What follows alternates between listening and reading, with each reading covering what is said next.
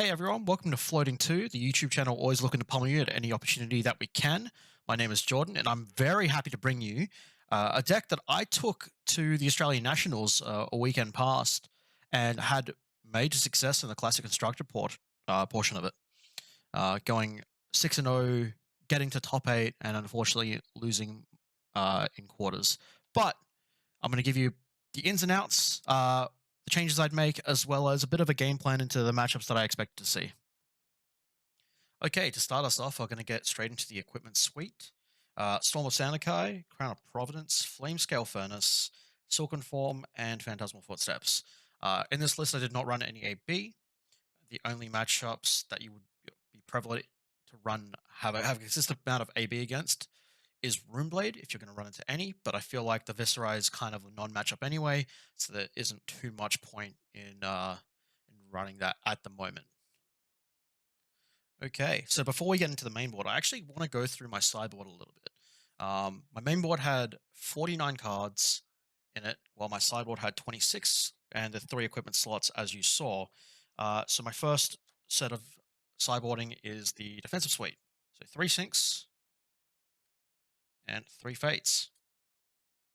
There's definitely an argument for sand cover as well. However, my deck's a bit more aggressive, a bit more proactive, and I found that in most matchups, I didn't really want to run more than 3, unless it was the hyper aggro ones, so, into the Briars or the Fies, in which case I was happy to run the full 6. But any more than that kind of felt like I wasn't advancing my game plan, and it just didn't feel very good. Next up, we have the 6 attack suite, as I like to call it. We have the single Thor, the 3 CNCs, the 3 erase faces, and the cheeky pummel. Now, I will start by saying the Thor probably felt like the worst card of the list of the weekend. However, you do what you like. It's prior to my testing, Thor felt pretty good. However, playing into 5 or so Icelanders kind of changed that a little bit.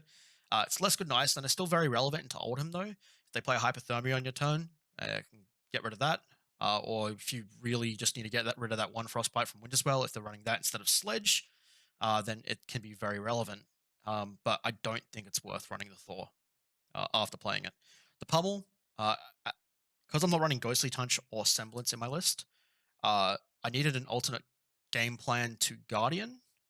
Pummel being the one with any of these 6 attacks, as well as the Ember Moors that I have on my list. But I'll get a bit more into the reason why I'm not running Semblance Ghostly Touch once we get into the end of the deck. And then the sideboard dragons being 3 Tomais, 1 Necria, 2 Asvalize, 3 Mirror Guys, and 3 Ovias. The Necria and the 2 Asvalize being side deck are consistent. Like, Necria is good in certain matchups, but otherwise she's quite an expensive card to pull off. And I run 1 Asvali mainboard already, just as like an extra arcane finisher, just off chance. And 3 health being a little bit more awkward for some decks to deal with. The 2 for sideboard purely for the Dromai mirror. Ovia, you don't like with the way this deck runs, they're fine to be sideboarded entirely until you get into the Guardian matchups or the Wizard matchups where you just want to see them. You may not play all 3 in the game, but they're there for you to have a consistent option to generate those Ashwings when you need them. And the Mirror Guy, now this is a bit of a hot topic, I guess. I personally haven't enjoyed Mirror Guy being mainboard. I mean, Mirror Guy's there for, that engine of you play a Mirror Guy, you play Chromai and Passing Mirage at the same time, like in the one turn. And that core engine should be enough to, get you through a lot of games. But I found in a lot of matchups that Mirror Guy just kind of feels like a crappy card. Like, when I say a lot of matchups, I mean the aggressive ones, into the 5s and whatnot. Whereas if they pop one of my dragons with a card, I'm not necessarily sad about that. And I'll explain a bit why when we go into the main deck in just a moment. Okay, off to the main deck, and we're going to start with the blues. We're going to start with the Billowing Mirages. The blues are fantastic. I'm not a personal fan of the reds. the blues are amazing in the mirror and that they clear an Ashwing while creating yourself one.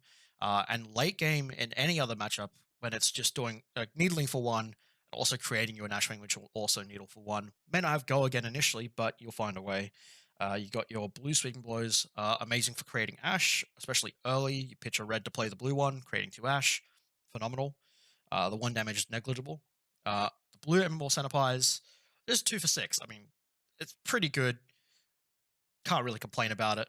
And if it gets popped, then you're sitting happy. You're negging a card from the hand and creating Ash. That seems like a win-win. And then the 3 Passing Mirages. Running it into all matchups, as I feel like Passing Mirage is just a fantastic card. Okay, then we'll get into the 0 cost package of the deck. So that would be the 3 red Rav Ravels, which apologies about the lighting, and 3 red Sigils. Red Sigils is self-explanatory. Swing with the dragon, play in the reaction step, get go again while gaining life. Seems pretty good. Rav Ravel just kind of enables that as well. Not to the degree of Sigil, but it's still very good. Then we got our what I like to call the generators of the deck. So you still got the red sweeping blows, all 3 of. We've got the red Evermore Centipires. Yes, I like playing the reds as well. 2 for 8. Again, just insane value. You play a blue or pitch a blue for it as well. Pay Phantasmal and then start swinging with dragons afterwards if it's popped. Seems like a pretty good deal to me. And we've got the 3 Dunebreaker Centipires, red. Just 1 for 5, go again, create an Ash. Spears of Surrealty, again, 1 for 5 with go again. If it's popped, pay 1, creating an Ash while doing so. And then the last card of this, what I like to call the value package, Cadaverous Contraband. This is main deck, it's not sideboard. I found that this card has been quite insane, actually. In the mirror, it clears an Ovia while getting one of your priority cards, such as, Rake the Embers or Azalai onto the top of your deck. And in the mirror, you want to be quite reactive to how it's being played, because if you're not able to clear their board, then you just lose outright, basically. So you always need to have an option to clear the board while presenting your own, and this card allows you to do both. From there, we've got red rakes. This is the dragon package, right? The 1 Azalai, 3 Invoke Chromise, 3 Invoke Yenderize. Yep, they are Yenderize, apologies for the lighting. 3 Invoke Kylorias, and then I've got the 3 Legendary Dragons here. I have found use for these Legendary Dragons in basically every matchup, bar Dracona, so there's definitely a reason to cut him if you're going to cut one of them. But however, Tommy and Dominia have an insane amount of value, even if you're just your entire turn is just playing one of those to do one of its triggers, right? And the last 2 cards in the main board are the 2 Burnamals. Again, part of that 0 cost package, but I wanted to pop them with the Dragon package to show you whereabouts they sit, because you're not playing them early game. You're trying to pitch for them late game, or you're happy to block with 1 to also pitch stack for them late game. And what we'll do now, that's the deck. I'll quickly go into some strategies, into some key matchups that I faced at Nats. Okay, so I want to run you through a hypothetical turn against Iyslander. So one thing that you need to realize when playing against Iyslander is that most of her damage will be on your turn. So you kind of need to play around that a little more than you usually would. So the best way to do about this, especially as the Dromai player, if you don't have a blue in hand, right? So for argument's sake, let's say your hand is double Ember, Dunebreaker, and Sigil of Souls, all red. Start a turn, trigger Ovia, because your board state is currently looking like this, right? Pitch an Embermore for Dunebreaker. This will immediately create you an Ash, threatening 5 damage before this card resolves. Now, the Iyslander has a choice to present anything here, right? If she has a popper, you're okay with it, but that's the least of your worries. she's going to be trying to create extra frostbites. So what you want to be able to do here is let one frostbite be created from the arsenal, right? And because you've already declared you're playing a red, pitch both the other reds after the frostbite's been created to break the frostbite, uh, creating 2 more ash as well, and then floating 3 resource. So you still have a very efficient turn coming into play. This is a very common thing when when you're only running 12 blues. And I even my 12 blue deck was still outputting enough resources to defend against Iyslander in my lead up to top 8, as I ran into 4 Icelanders before I hit top 8. Okay, the next hypothetical is against Oldhim or a Bravo. The reason why I'm running these MMOs, the red ones, is extra ash generation, as well as an alternate way for you to gain an action point through Phantasmal Footsteps. This doesn't seem too important, but when you think about it like this, you're forcing a card out of a Guardian's hand. Most of Guardian's hands are very functional off of 3 to 4 card hands. If you strip one by swinging an MMR, they may or may not want to pop it. If they don't pop it, they're taking 8 damage. If they don't have like Imposing Visage or Winter's Grasp and cards like that to block with. Alternatively, they pop it. You create an Ash, gain an action point, go back to floating 1 after paying Phantasmals, and you swing Ash Wings now. At this point, they're either taking the extra Ash Wing damage, or you're going to get a second card out of their hand, so they have a very suboptimal hand at that point. Let's say they pop it, they now have a 2-card hand. You're absolutely happy in this state. You've got 4 Ash. Your Ash Wing at this point really doesn't matter too much. And then we go from there. And then what we're hoping to see is the engine, which is Dromai, Passing Mirage, Mirror Guy, and at that point it really doesn't matter what card it was. For this is an extra Dromai. With a 2-card hand now, they cannot present anything that's going to be disrupting your turn. They can't. You've set yourself up to play your engine at a good point in time.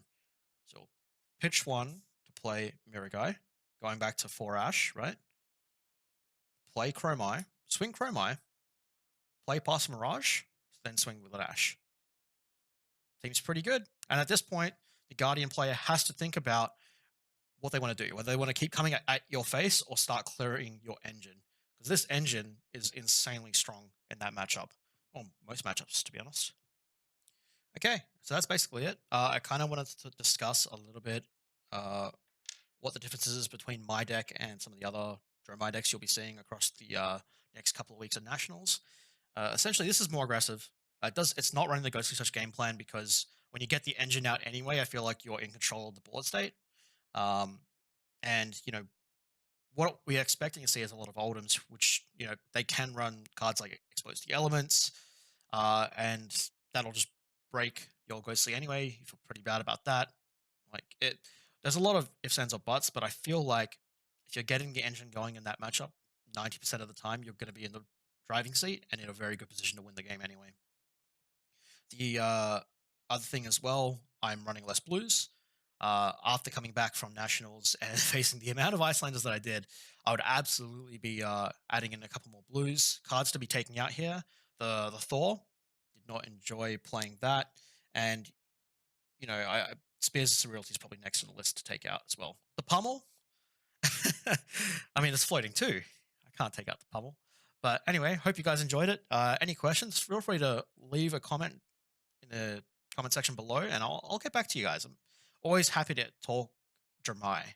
I've been working on this deck for months, and myself and Adam piloted it this national season, and to varying success. It's been a wild ride. Thanks, guys.